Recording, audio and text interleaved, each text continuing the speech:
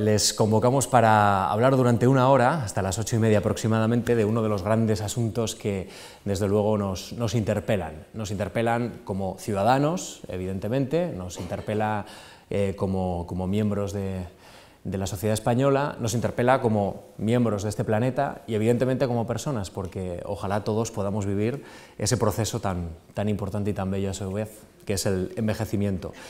Tenemos a Antonio San José. Antonio, bienvenido de nuevo a La Cuestión Palpitante.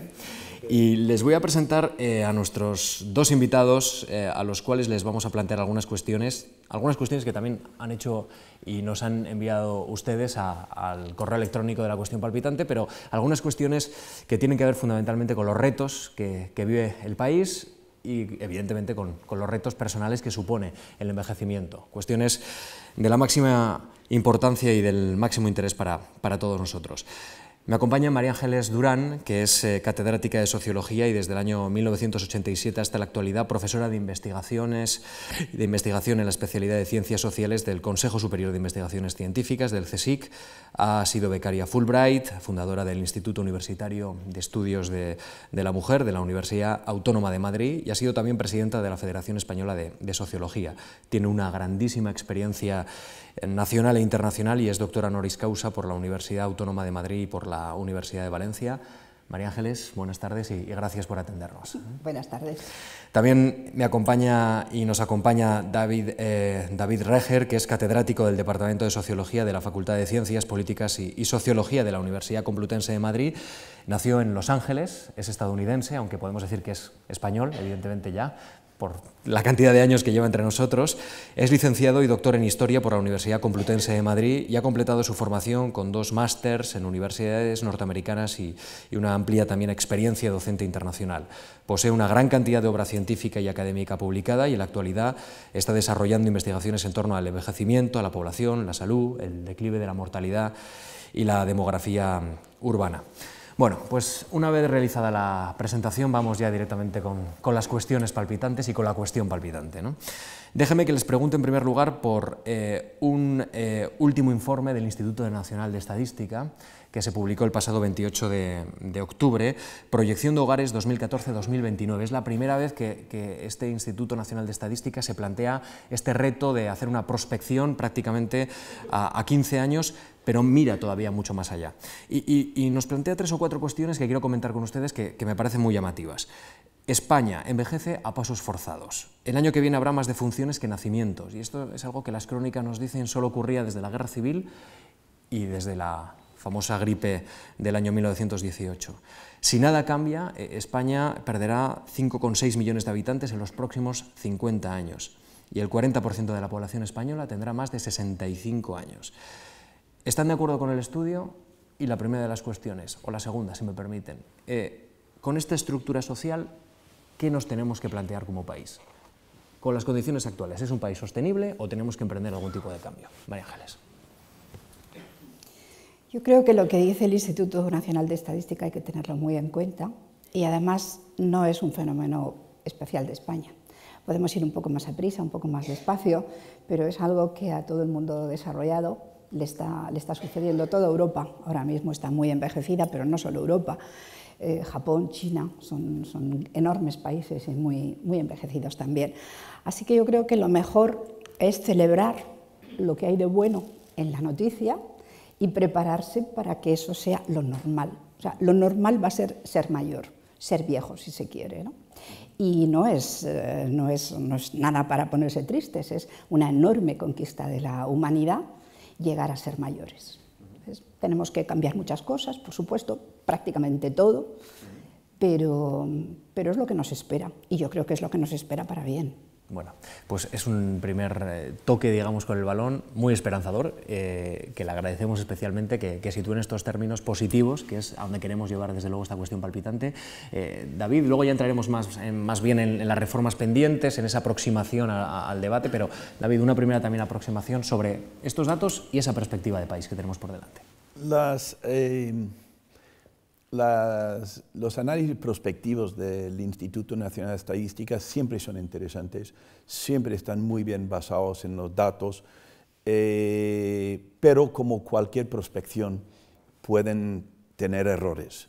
pero los errores derivan no de la metodología que siguen, sino de cosas que pueden ocurrir en el futuro. De hecho, España estaba marcado para entrar en déficit de nacimientos a principios de este siglo. 2002, una cosa así, todo el mundo estaba de acuerdo. Y luego, de repente, ¡boom!, hay un boom migratorio y cambia todas las tornas.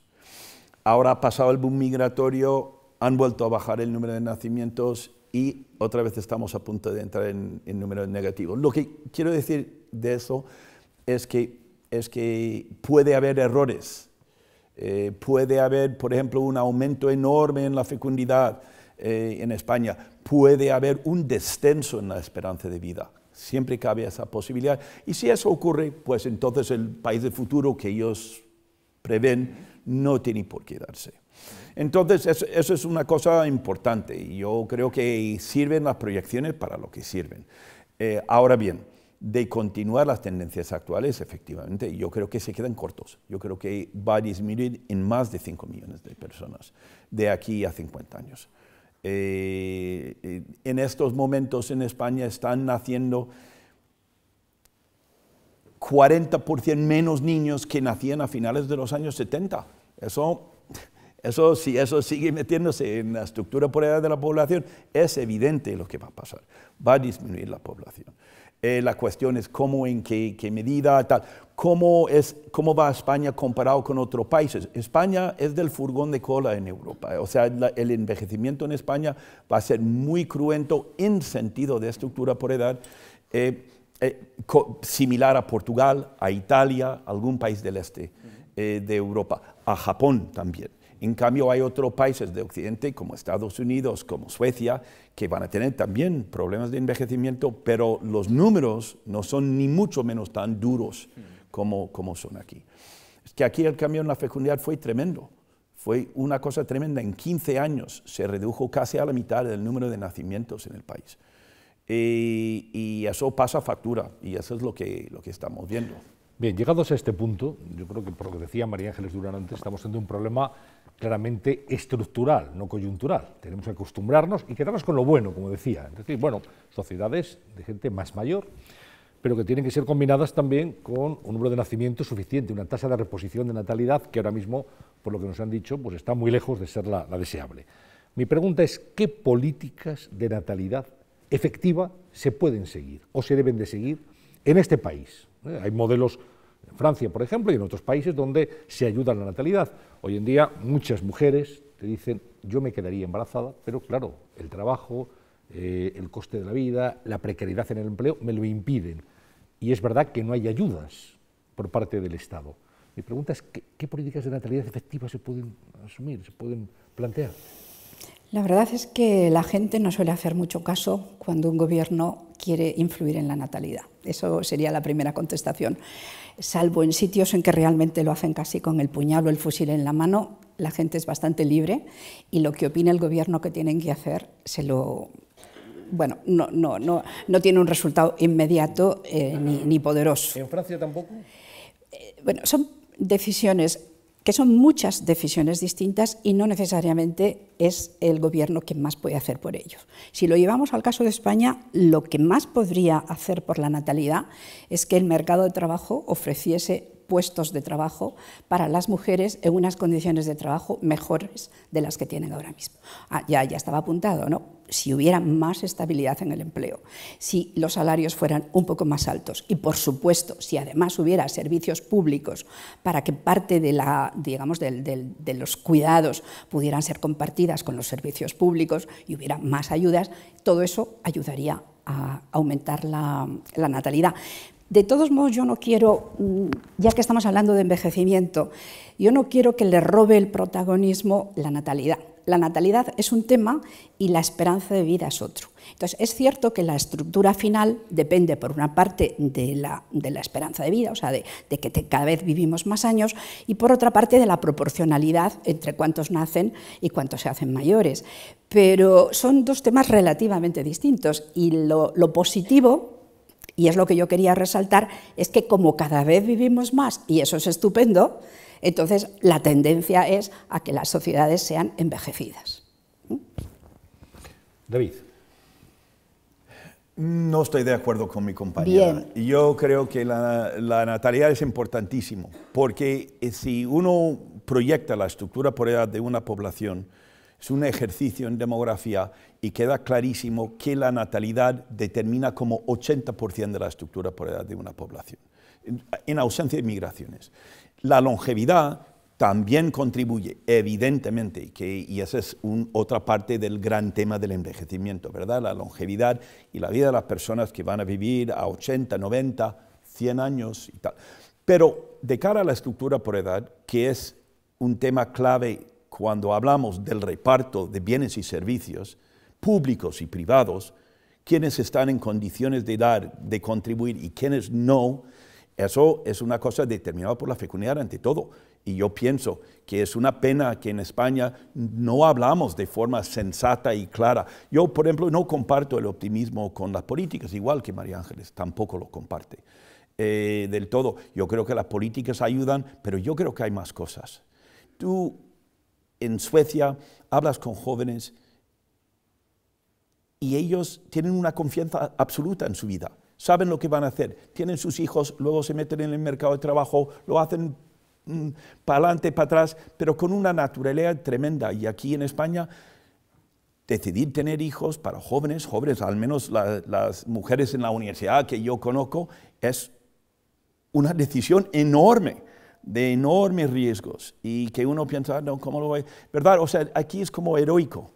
Y yo no sé cuándo nos vamos a enfrentar a este tema y hablar con franqueza, pero efectivamente el resultado final va a ser los problemas de estructura por edad, de sostenibilidad del estado de bienestar, de sostenibilidad de las pensiones, que está en boca de todos.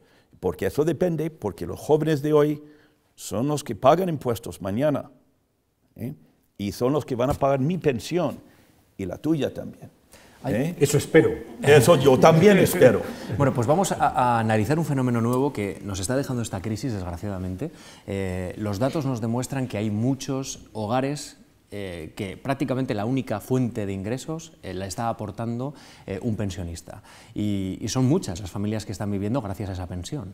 Evidentemente esto es una muestra de que el estado del bienestar ha funcionado, pero también muestra esa quiebra que para muchos hogares supone que quien tiene que aportar es quien ha aportado más, y esto es una cadena que parece nunca se va a terminar. Yo le quiero preguntar, primero a María Ángeles, después a David, por los efectos perdurables que en el envejecimiento está dejando, por ejemplo, la crisis económica, que ojalá termine pronto, pero que está dejando unas huellas, evidentemente, en muchos hogares. Bueno, en este momento en España son mucho más estables las pensiones que los salarios. Eso significa que hay muchos hogares que, incluso aunque no vivan en el mismo hogar, aunque vivan por separado, que si pueden llegar a fin de mes es gracias a la transferencia que reciben en dinero de la generación anterior. Y en ese sentido yo creo que los mayores han ganado poder político, prestigio social y agradecimiento de la generación que sigue. Ahora, a mí me gustaría destacar que cuando hablemos de los recursos, no pensemos solamente en los recursos del dinero, porque en los mayores puede parecer en muchos casos que son consumidores y que disminuyen los recursos colectivos, cuando en realidad, si no fuera gracias al trabajo de las personas mayores no remunerado, nuestros impuestos estarían subiendo del orden del 70% en el último tramo del IRPF. O sea, si nosotros podemos más o menos ir aguantando como vamos aguantando como sociedad, es precisamente porque tenemos un inmenso volumen de trabajo, además de lo que se hace en transferencia monetaria a la generación siguiente, que lo están aportando las personas mayores. Porque si no fuera, yo por ejemplo acabo de terminar un estudio para el País Vasco, ¿no? Pues he calculado que 1/3 de todo el trabajo de cuidado lo están proporcionando a la sociedad vasca las personas mayores de 65, 1/3. Si ese tercio hubiera que ponerlo en dinero o hubiera que pasarlo al Estado, los impuestos nos subirían hasta arriba y del dinero de nuestro bolsillo tendríamos que sacar unas cantidades enormes. Entonces es en parte esa generosidad para el resto de la sociedad, no solo con el dinero, sino principalmente con el tiempo, porque esa generación mayor no tiene mucho dinero, lo administra estoicamente, vamos, maravillosamente, son fantásticos, y les da para sí mismos y encima para dar, ¿no? Y es más, cuidan a los nietos. pero es que lo más importante es su contribución en tiempo. Ya lo creo. Lo de los nietos. Un segundo. Por experiencia personal. Le toca. No, pero yo quería decir que antes no estábamos tan en desacuerdo, David. Bueno, eso está No bien. estábamos tan en desacuerdo, evidentemente. Pero como han dicho que es un debate... Bien, entonces vamos a marcar la diferencia. Y por cierto, estoy de acuerdo en lo que dijiste de política. Yo creo que las políticas pueden ayudar, pero pienso que la decisión de tener una familia es mucho más que simplemente el apoyo que te puede dar la política. Es un tema que yo sepa, nadie realmente se ha enfrentado de verdad, pero es un tema de muchísima importancia, porque a los jóvenes se les va la vida en ello. Y para los que hemos tenido hijos, que sabemos que es una fuente de, te quitan el dinero, de no sé qué, pero de gran satisfacción en la vida, ver que estamos con generaciones de jóvenes, ¿qué tal? No sé. Ahora bien, yo pienso que la cuestión política es muy importante y cómo se gestiona. Ahora, lo que ha dicho María Ángeles de España, de lo de la transferencia de personas mayores hacia jóvenes, eso es una cosa que se ha visto en todos los países desarrollados. Hay un proyecto fascinante llevado por un profesor en Berkeley de varios países. España es uno de los países que participa, que mira las transferencias intergeneracionales de bienes y servicios tanto del sector privado, o sea, de los individuos, de las familias, como del sector público. Y lo que encuentra es que las personas mayores transfieren de forma neta a sus hijos. Los hijos no mantienen a sus padres, los padres ayudan a los hijos. Y sin embargo, el Estado, las transferencias son en dirección contraria. Son preferentemente transferencias desde el Estado hacia la persona mayor, pero los mayores cumplen muchísima función económica, muchísima. Estuve con un señor muy famoso el otro día y me dijo, la clave en el Estado es cuando se den cuenta que la gente mayor, pero él no hablaba de 60 años, hablaba de 70 y 75 y 80 años, cuando el Estado se da cuenta que esas personas son un bien económico y contribuyen a la economía, cambiarán completamente las políticas de jubilación en el país y dejarán que la gente se jubile a la carta. Y animarán a las personas que puedan crear riqueza a que sigan en el mercado. Eso sería una medida muy sensata, pero dijo, hasta que el Estado lo vea no como una cosa de beneficencia, sino una cosa de provecho, no lo va a hacer en ningún sitio. Me parecía muy sensato lo que dijo. Sí, yo quería plantearles a los dos una aparente contradicción.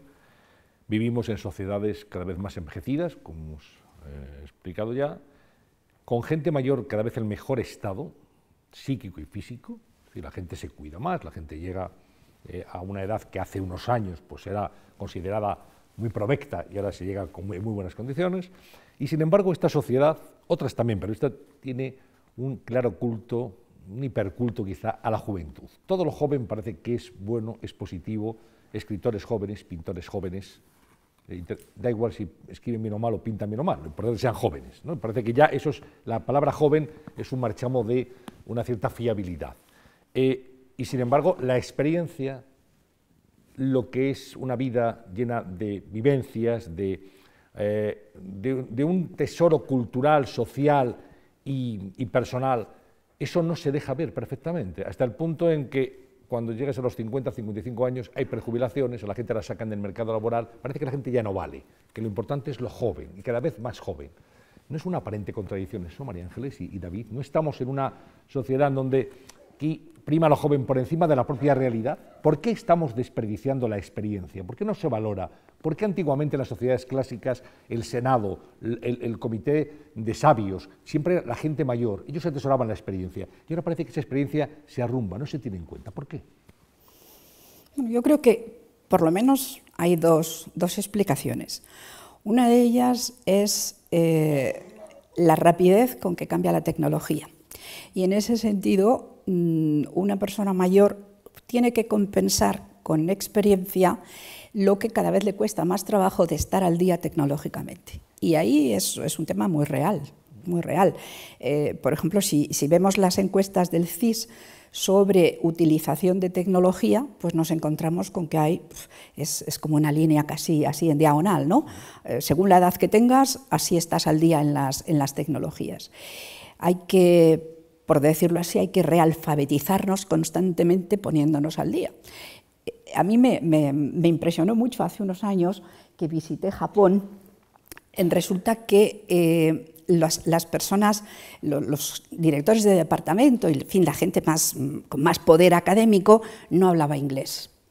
Y los jóvenes, esa parte del estar al día, lo tenían mucho más fácil y hablaban inglés. Se producían constantemente unas situaciones como de crisis diplomática, porque la persona de más prestigio y más poder se suponía que tenía que ser quien llevaba la conversación, pero en la práctica tenía que depender de la traducción que le hacían los jóvenes, ¿no? Esto pasa lo mismo con la tecnología. Yo lo he visto entre mis compañeros investigadores en el CSIC y en la universidad y en todas partes, cómo llega esta generación nueva y no le cuesta ningún trabajo. Y vamos, ya mis nietos hacen así, con 4 años ya te están haciendo así, pasando las cosas que a mí me cuesta trabajo. Esa es una de las razones.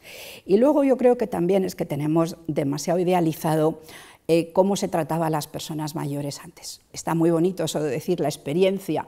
Bueno, por una parte tenía más mérito llegar a viejo antes, porque claro, ahora llegar a viejo es que es casi lo normal, no tiene mucho mérito porque llegamos casi todos. Sin embargo, antes se moría mucho la gente por el camino, el que llegaba a viejo realmente es que era muy resistente, sabía bandeárselas muy bien y tal. Pero en fin, esa sensación de que en el pasado a los mayores se les trataba muy bien, pues no, yo creo que no. A los mayores en el pasado y todavía hoy en muchos sitios, por ejemplo, una mujer viuda en algunos sitios es la última que come, no le cuidan prácticamente, está muy mal cubierta por la seguridad social. No era nada fácil la vida de las personas mayores en muchos sitios. Hay algunas películas, por ejemplo, muy antropológicas, que cuentan en algunos sitios como una persona mayor en un pueblo nómada, pues cuando se hacía el traslado a las zonas de invierno, como ya iba a haber muy poca comida, se la dejaba fuera de la tienda para que simplemente cuando llegara el invierno muriera, y ellos lo aceptaban, ¿no? Y en otros sitios de calor pues eran otras las medidas. O sea, en definitiva, tenemos muy idealizado cómo se trataba a las personas mayores antes. Yo creo que nunca han sido tan bien tratadas como lo son ahora. También hay otro elemento puramente económico, y es que en España hemos pasado de ser una sociedad de patrimonios a ser una sociedad de rentas. O sea, la economía antes, el que era rico era el que tenía muchas propiedades y la propiedad se heredaba. Ahora el que es rico es el que tiene un empleo de ejecutivo maravillosamente pagado, básicamente, y eso no se hereda, los puestos de trabajo no se heredan. Entonces, al perder, eso lo estudió muy bien un antropólogo, Carmelo Lisón, estudió muy bien en España cuando llegó el momento en que lo hizo estudiando los testamentos en unas notarías en Galicia. El momento en que empezó a dejarse mejoras a los últimos hijos, o sea, la ultimogenitura en lugar de la primogenitura. ¿Por qué? Porque antes, con la mejora que esperabas recibir, tú te hacías cargo, esto lo decía, por ejemplo, en Cataluña, el derecho era lo normal, ¿no? Can Durán, sería en mi caso, Can Durán, el mayor, se quedaba con más proporción, mucha más proporción de la herencia, del patrimonio familiar, pero se hacía cargo de todas las personas que dependieran después, por ejemplo, los mayores.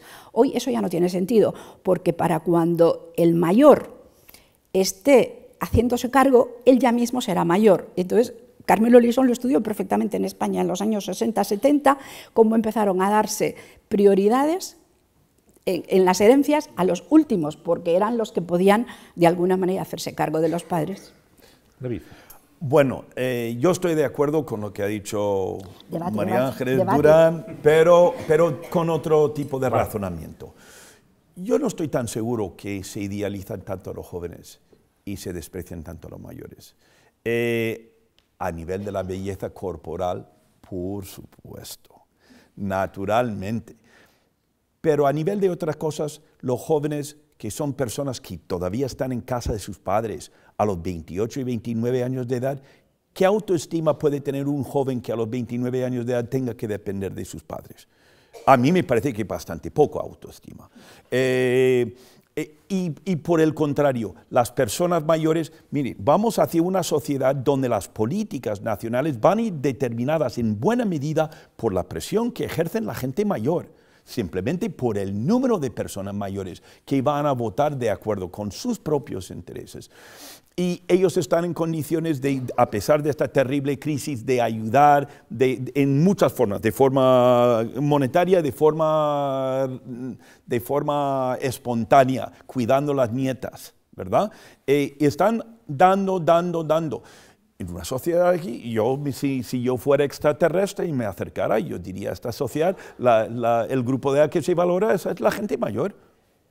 Y la que no se valora es la gente joven, porque no contribuyen a la sociedad o no han tenido la oportunidad de contribuir. Una de las grandes cosas de España que llama la atención a nuestros vecinos en Europa y es dificilísimo de entender hasta para personas como nosotros, es cómo puede haber una tasa de desempleo tan alto entre jóvenes. Es una cosa, si estamos hablando de la sostenibilidad del sistema de pensiones, que necesitamos gente que trabajan y sin embargo la mitad de los jóvenes no están trabajando. ¿Verdad? O sea, es como terrible. ¿Qué autoestima pueden tener los jóvenes, verdad, a nivel de la sociedad si no contribuyen nada o si contribuyen poco? ¿Entiende? Entonces yo no sé si eso es la cosa. Yo creo que es más bien lo contrario. Antiguamente, efectivamente, cuando era una sociedad de subsistencias, a los mayores les trataba mal. De hecho, en tu tierra, en Cataluña, el hereo, el sistema del hereo de la familia troncal se daba al hijo mayor, pero no era beneficio para el hijo mayor, porque conllevaba la obligación de cuidar a los padres hasta que se muriesen. Tenían que vivir con los padres. O sea, donde se organizaba la vejez de forma mucho más sensata o moderna, históricamente, eran zonas como el centro de España, donde el reparto de la herencia era igualitaria entre todos, entonces los que cuidaban a los padres es que los que tal, pero en Cataluña y en el País Vasco no se las tenían todas consigo. Entonces decían, les vamos a atar a la tierra. Era un contrato de jubilación y funcionaba mientras los padres vivían hasta los 60 años de edad. El problema es que en Cataluña y en todas partes los padres no viven a los 60, viven a los 80, 90 y 100. Y con a veces un estado de salud quebradizo, ¿verdad? Y ya eso ya rompe el molde de ese tipo de heredero único que había en España. Voy a preguntarles, antes de entrar ya en el retrato del país y lo que viven muchos y si sabemos y cómo sabemos envejecer, por una cuestión económica que se está planteando también en ámbitos europeos y norteamericanos sobre la posibilidad de que España vuelque su sector servicios en atención al envejecimiento.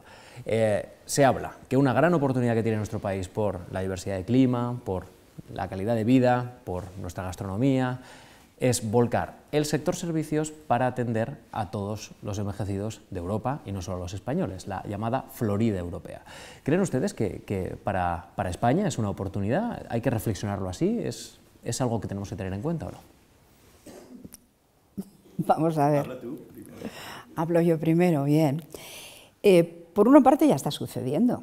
O sea, vamos por toda la Costa del Sol y nos encontramos letreros en inglés, por Málaga, letreros en inglés diciendo real estate y ves personas mayores que están pasando allí casi toda su vida, por lo menos el invierno, y son propietarios, en fin, eso ya está sucediendo. Los japoneses lo intentaron, hubo un intento hace como 15 años muy interesante de montar una ciudad prácticamente para japoneses jubilados, pero no salió bien porque tenían demasiada nostalgia de su tatami, o sea, de lo que les recuerda a su propio país, les resultamos demasiado lejanos. ¿Va a suceder eso en el futuro? Yo creo que sí que puede suceder, pero hay un problema. Para hacer negocio con los mayores, llegado a cierto punto hay que ser muy cruel y hay que convertir al mayor en mercancía y decirle, hasta aquí me has sido útil y me has hecho ganar dinero.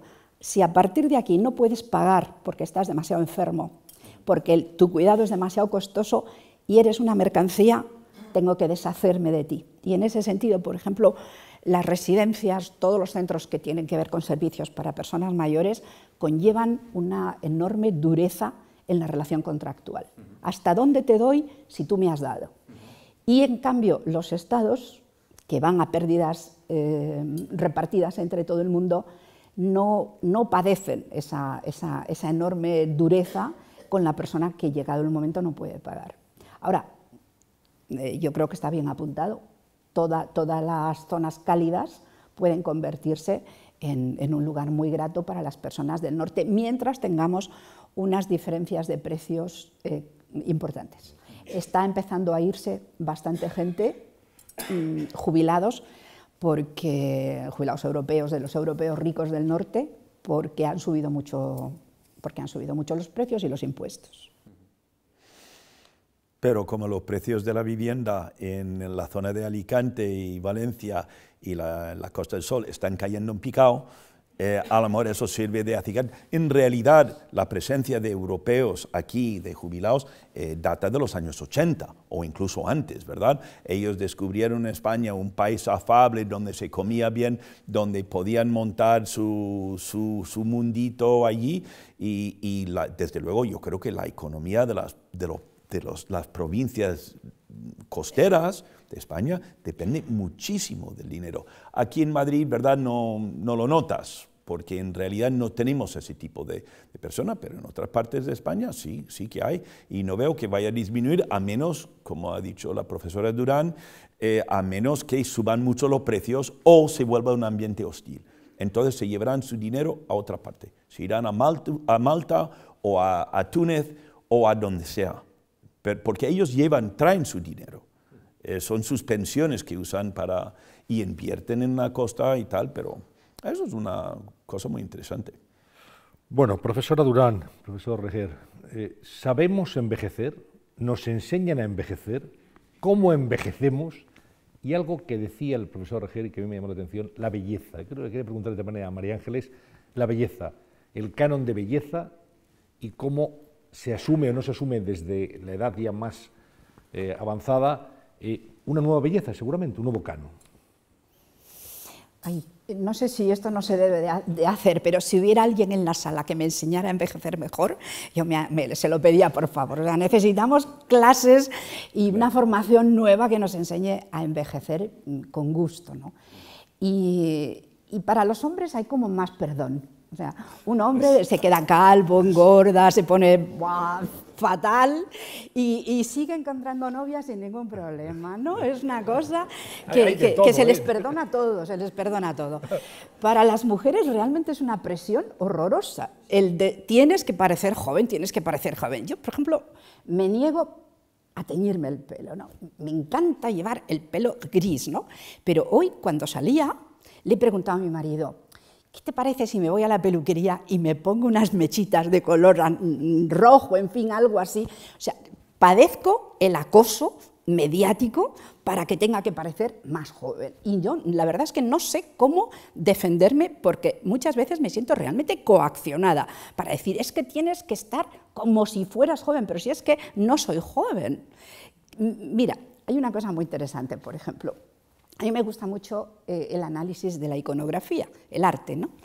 Y he analizado lo que ha sido la posición de los pintores españoles en relación con la representación del modelo por excelencia que hemos tenido las mujeres españolas, que es la Virgen María. Entonces, por ejemplo, la Virgen María, ¿quién de nosotros la ha visto viejecita? No. O sea, había órdenes expresas de que no se la pusiera vieja y vamos a decirlo así, envejecida, ¿no? Hay esa escultura preciosa, ¿no?, que es la Pietà de Miguel Ángel. Bueno, pues resulta que ahí la Virgen, que tiene al hijo muerto en brazos, ella tiene una carita de 15 años. ¿Por qué? Porque los artistas ya han sido capaces de reconocer que el hombre es naturaleza y cuando le toca envejecer, envejece.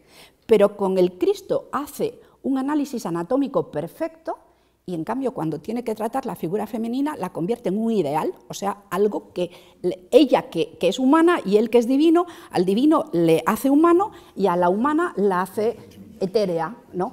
Bueno, necesitamos realmente una estética del envejecimiento y ser aceptados tal como somos, ¿no? Tal como somos. Quizá esas obras las han hecho los hombres, y ese ha sido quizá el problema. Si hubiéramos tenido una Miguel Ángel mujer, pues igual la representación hubiera sido diferente. Yo creo que la presión era tan fuerte que hubiera hecho lo mismo, ¿no? De hecho, cuando nos quieren hacer un favor, nos hacen un Photoshop. Verás qué guapa te voy a sacar, te voy a borrar todas las arrugas. Bien, vale. Le voy a dar la palabra al profesor Regel, pero déjeme un momento antes. Vamos a ¿Ustedes que están aquí en la sala han sentido esa presión de la que habla María Ángeles? ¿Comparten esa opinión? ¿Sí? ¿Están de acuerdo? Total. Bueno, creo que es una muestra sociológica muy interesante. Muchas gracias. También están aquí para participar, obviamente. Profesor Reger. El tema es muy bonito, pero yo no voy a opinar porque eso es terreno sembrado de minas para un hombre ir opinando en eso y no voy a decir nada, aunque yo tengo la impresión que las más inmisericordias juzgando la belleza de las mujeres son las mujeres mismas. Pero, en fin, yo no quería remarcar otra cosa que había dicho, si nos enseñan, que me parece muy importante. Nuestro estado de salud está mejorando continuamente. No mi estado de salud, ni la de usted, ni de usted, sino en general en la sociedad. Solo hay que comparar una persona de 70 años de edad de 1990, de 1970, de 1950 y de 2010. Y verán que ha habido unas ganancias enormes. Y eso es una parte del gran éxito. Hemos logrado llegar a edades cada vez más altas con estados de salud realmente aceptables, con achaques, tal, yo también debería perder peso y no sé qué, pero en realidad, ¿verdad? Hemos llegado, y esto es un gran triunfo de la modernidad en España y en el mundo, ¿verdad? Que no vivimos igual. Y yo no voy a dar ejemplo personal, pero podría, de este fin de semana en el Pirineo, lo que uno de mi edad puede hacer. Y lo haces pues sin problema. Bien, y eso es fantástico. Pero el problema, el reverso del problema, es que también llega un momento en que el individuo pierde esa cara sonrosada y ese aire de salud que tiene y entra en un estado de dependencia. Puede pillar enfermedades crónicas. Una cosa muy normal hoy en día es la multicronicidad de muchas personas mayores, es decir, que tienen varias cosas simultáneas y tienen que ir tomando 18 pastillas cada día y es como una especie de lucha contra la muerte, porque saben, como ha dicho María Ángeles Durán antes, después llega la muerte, ¿verdad? Llega el declive de la muerte y lo que no sabemos hoy en día es cuánto va a durar, no lo sabemos ni para el individuo, para usted, para yo, para mí, pero tampoco lo sabemos para la sociedad. Y eso es una de las grandes incógnitas relacionado impepinablemente con el éxito de envejecer en salud, pero que no tenemos respuesta y aconseja mucho cautela, muchísimo cautela, porque la atención a la salud en los años quebradizos de la vida de una persona, lo que Peter Laszlo llamaría la cuarta edad. No la tercera es cuando van los mayores a Benidorm a bailar ahí en la playa con las mujeres y lo pasan pipa y ligan y todo esto. Eso es fantástico, pero llega un momento que se acaba la tercera edad y comienza la cuarta edad, donde puede conducir a dependencia total. Mi madre, una grandísima mujer, se murió de demencia que tuvo durante 12 años de su vida. Y cuando uno ve eso, también se dice, esto del envejecimiento tampoco es ninguna tontería. Y es muy importante, yo creo, pensar para eso, porque evidentemente tú no puedes prevenir que vas a tener demencia, que puede ser una de las muertes más crueles que hay. Pero lo que sí puedes hacer es intentar ensamblar tus estrategias de forma que tienes cubiertas las cosas, que tienes cubierta, no sé si por seguros, es que no sabemos, pero encarar esa realidad como una cuestión real y tratarlo y ver en la medida de lo posible que los individuos, amén de los políticos en la sociedad, pueden arbitrar formas para llevar de la mejor forma posible ese trance, porque ese trance es inevitable y los resultados de los estudios más recientes indican que efectivamente aumenta nuestra vida en salud, pero también está aumentando los años que pasamos en decrepitud y dependencia.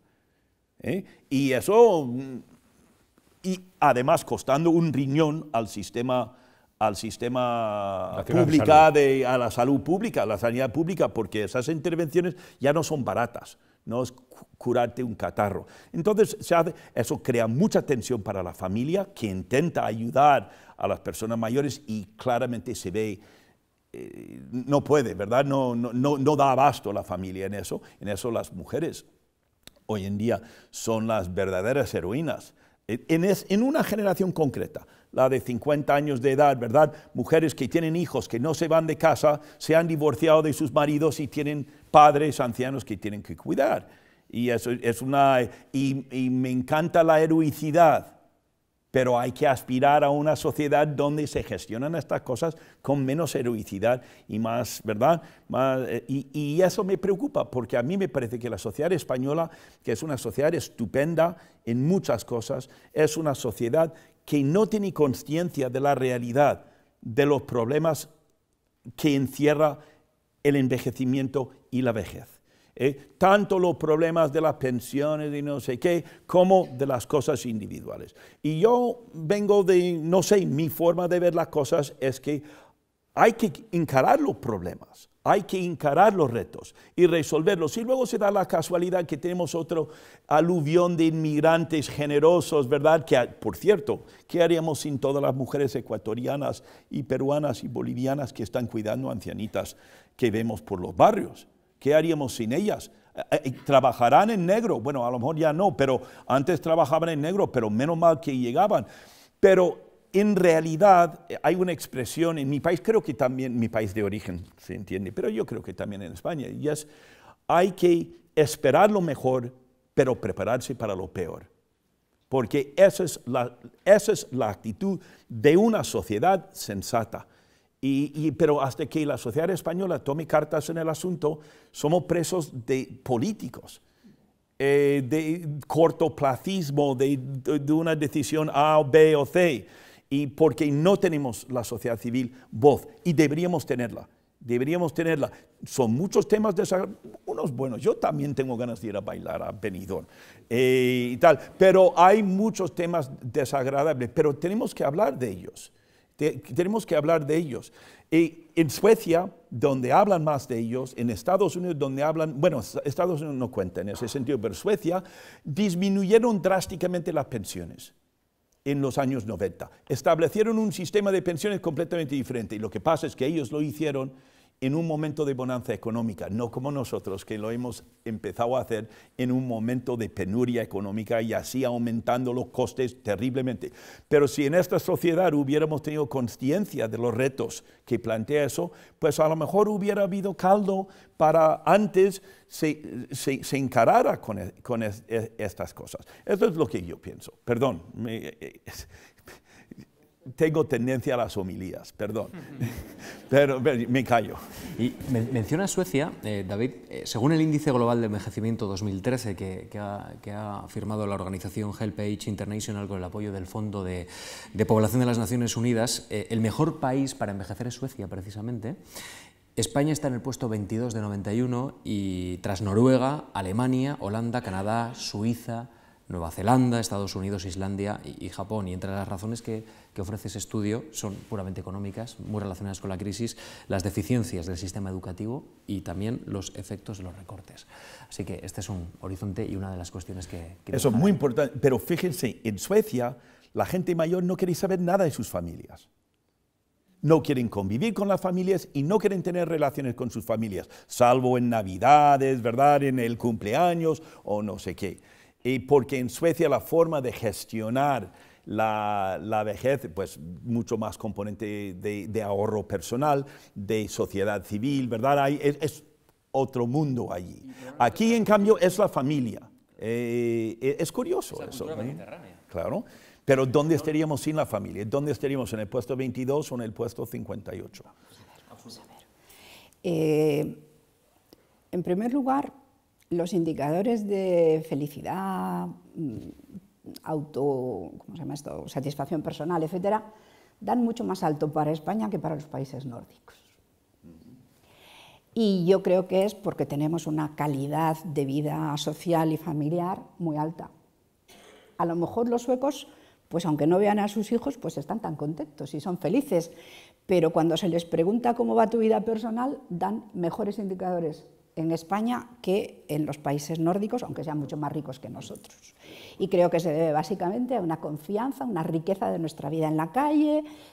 A lo mejor no somos tan eficientes trabajando, pero somos mucho más eficientes siendo felices y gestionando nuestras relaciones personales. Ahora, cada vez que se dice que eso lo hace la familia, a mí se me ponen los pelos de punta, porque el 83%, o sea, el 83% del cuidado de los grandes dependientes lo hacen mujeres. Yo hice hace unos años un estudio sobre la situación de los enfermos que habían sufrido ictus cerebral y habían quedado en una situación muy de dependencia, ¿no? Me encontré que el 36%, en primer lugar el 80 y tantos % de los cuidadores habituales eran mujeres, y en segundo lugar el 30 y tantos % estaban recibiendo ayuda psiquiátrica por depresión, el cuidador, que no era el cuidador, sino la cuidadora. Así que tendemos a decir que lo hace la familia, se hace para la familia, pero lo hacen las mujeres de las familias. Y también es muy interesante llamar la atención sobre la diferencia entre lo bueno que es la longevidad y lo no tan bueno que es la longevidad. El INE publica unas magníficas curvas, que se llaman curvas de supervivencia, en las que dice a qué edad tienes qué probabilidad de estar sanísimo, regular, fatal o muerto, ¿no? Y esas curvas son bastante distintas para hombres y para mujeres. Cuando nos dicen, no, es que las mujeres, ¿por qué os quejáis si vosotras estáis viviendo 5 o 6 años más como media? Eso es que os va bien, porque si no, no viviríais tanto. Claro, las mujeres vivimos más años, pero nos casamos con hombres que son más viejos.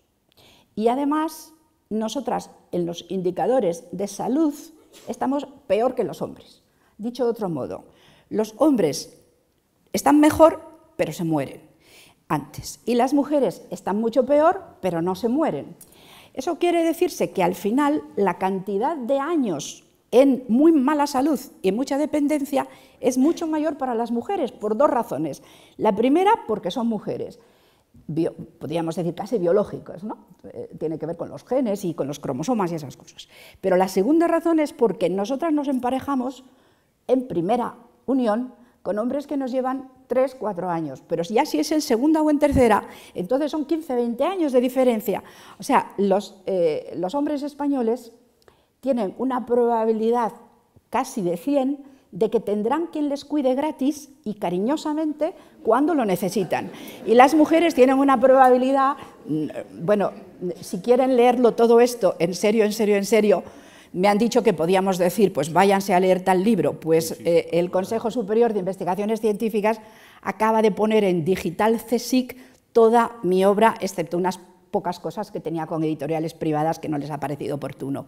Pero el resto pueden ustedes ir allí y donde yo les hablo con un poco más de soltura, porque estamos a fin de cuentas en un acto semidialogado, ahí pueden ir y buscar todas las cifras con exactitud de qué porcentaje de cada cosa, a qué edad, las probabilidades de años en salud, de años en no salud, ahí lo tienen todo por escrito y ahí lo pueden ver tal. Pero en fin, el resumen es ese, ¿no? Las mujeres vamos a vivir cuidando mucho, estando peor y muchos años. Los hombres van a cuidar muy poquito, van a estar bastante bien, pero van a vivir menos años.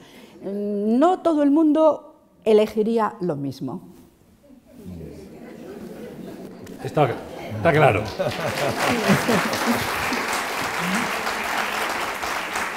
Vamos con las preguntas que nos han hecho llegar hasta la página web de la Fundación, dentro de ese apartado de la cuestión palpitante. Son 3 preguntas las que hemos seleccionado, les pido una respuesta rápida a los 2.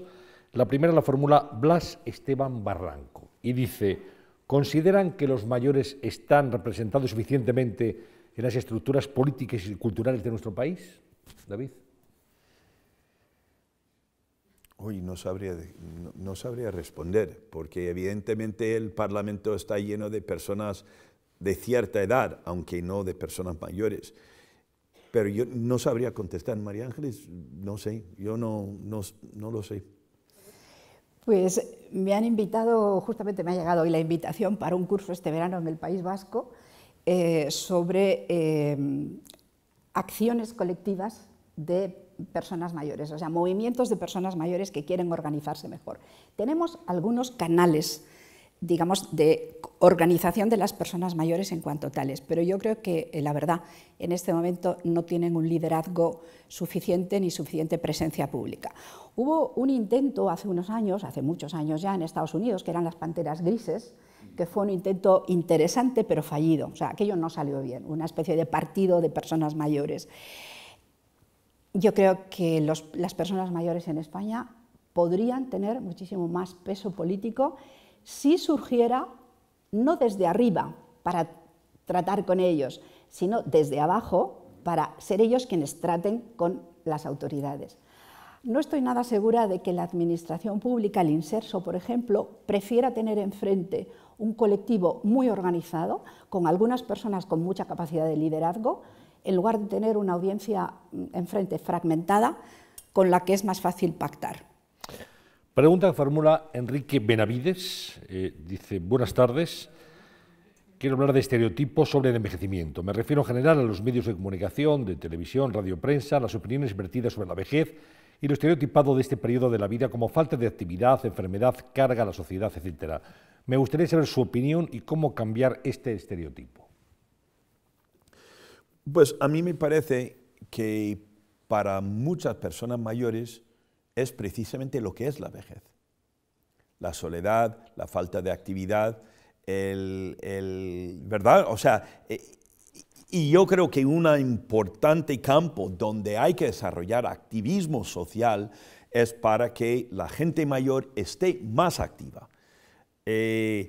Radicales como yo, quiero que estén con trabajos remunerados, aparte de sus pensiones. Pero hay voluntariado, hay actividad física, hay muchos tipos de actividad donde yo creo que se pueden mejorar y a lo mejor cambiaría el estereotipo. Pero hay mucho del estereotipo que es verdad y eso no es un éxito, eso es como no una injusticia, sino eso es una tristeza. Cuando personas, cuando todavía están en uso de su cabeza y su capacidad física y emocional, que estén vegetando en casa, pero hay demasiada gente y yo creo que está haciendo eso. ¿De acuerdo, María Ángeles? De acuerdo en que es una tristeza, de acuerdo con que el estereotipo tiene una base real y más de acuerdo todavía en que hay que cambiarlo. Porque, por poner un ejemplo, salió la ley de economía sostenible, en la que decía que profesores universitarios o investigadores de excelencia, y se podía poner el tope de excelencia tan alto como se quisiera, porque la ley nada más decía de excelencia, podrían continuar trabajando, dando clases o investigando, aunque les llegara la edad de jubilación, que en esos terrenos son hasta los 70, decía, por lo menos otros 5 años más, siempre que demuestren que siguen produciendo. Bueno, pues no se ha desarrollado el reglamento, con lo cual los posibles premios Nobel españoles que hubieran podido estar a punto, pues se han tenido que ir a casa o han tenido que quedarse con una pensión que les impide en la práctica continuar ejerciendo. Yo creo que es una pérdida de recursos inmensa, me parece un desastre, pero así es. La última pregunta la formula Enrique Titos y dice: el envejecimiento, junto con la bajada de la natalidad, plantea un nuevo reto con gran impacto social y económico para toda la sociedad. Hablando de España, supondrá una pérdida de recaudación impositiva y una pérdida también de fuerza laboral. ¿Cómo reponer personas activas que puedan contribuir no solo a que el país crezca, sino al sostenimiento de las clases pasivas por razón de edad? España tiene un gasto público, dice que está en torno al 40% del PIB, pero todos sabemos que el gasto público es inelástico a la baja. ¿Qué medidas proponen para compensar el efecto negativo casi inevitable del crecimiento vegetativo? Pues si solamente fuera el problema el crecimiento vegetativo, el problema está en que nuestra economía en estos momentos es incapaz de generar puestos de trabajo. Ese es el problema verdadero, porque a fin de cuentas el envejecimiento es algo que va acumulativo, que ha empezado hace muchos años, que va poco a poco y que es perfectamente predecible. Lo que no era predecible es 5 millones de parados, ¿no? Eso es lo que no es predecible y lo que no le puede soportar ninguna sociedad. Si nuestra economía, nuestros empresarios, porque a fin de cuentas son los empresarios quienes generan los puestos de trabajo, fueran capaces de generar empleos, el problema estaba casi resuelto. El problema grave, grave, grave es que como no hay empleo y no hay actividad económica, entonces ¿de qué van a vivir aquellos, ni los que, porque ya no tienen edad, ni los que no les están siendo invitados? ¿Se van a tener que marchar del país? Enrique. Sí, yo quisiera discrepar de mi querida colega María Ángeles Durán en esto, al menos en parte, porque a mí me parece que los números no cuadran. No cuadran. Cuando el número de personas dependientes previsiblemente en los próximos 30 años se va casi a duplicar en España y la fuerza de trabajo va a disminuir en 15%, no casan los números, o casan con dificultad. Entonces, las personas que piensan en estos temas hablan de muchas cosas. Hablan de retrasar la edad de jubilación, hablan, por supuesto, de eliminar las prejubilaciones, hablan de aumentar la tasa de actividad económica de las mujeres, hablan de reducir las pensiones, hablan de obligar a los jóvenes a trabajar de alguna manera, crear puestos de trabajo. O sea, dan por sentado que hay empleo, ¿verdad? Y intentan ver si estas formas se puede, la caja de la seguridad social, la caja del Estado, si puede cuadrar, sin un endeudamiento que ya no posible, ¿verdad? Pero como se hacía en el pasado. Pero todo eso, bueno, esto es mi opinión. Yo pienso que todo eso son parches necesarios, parches por donde tendremos que pasar, parches que van a ser muy desagradables para todo el mundo. Pero yo no estoy muy seguro que a la larga se pueda resolver esto si no aumentan el número de nacimientos, si no vuelva a crecer la población en edad de trabajar. Estoy hablando de un mundo sin desempleo, ¿verdad? Y bien, puede ser una quimera, pero pongamos las gafas de un mundo sin desempleo, un país sin desempleo. ¿Cómo aumentamos la fuerza de trabajo? La otra solución es importar inmigrantes. Pero cabe pensarse si la fuente de los inmigrantes de Marruecos está en una transición tremenda, están en su camino de envejecimiento también. ¿Hasta qué punto vamos a tener un número infinito de inmigrantes para importar? Además, hay personas que hacen los cálculos y dicen para que se mantengan las ratios de sostenibilidad de los sistemas, la mitad de la población española dentro de 25 años tendría que ser extranjera. O sea, hablan de cosas que son inimaginables, ¿verdad? A la larga, la sostenibilidad del sistema pasa por el nacimiento de gentes y por lo tanto yo sigo pensando que es un gran tema y lamento muchísimo que de alguna manera no está en el debate nacional. Nos queda un minuto, pero no sé si María Ángeles quiere matizar algo, alguna idea o cerramos ya esta cuestión palpitante.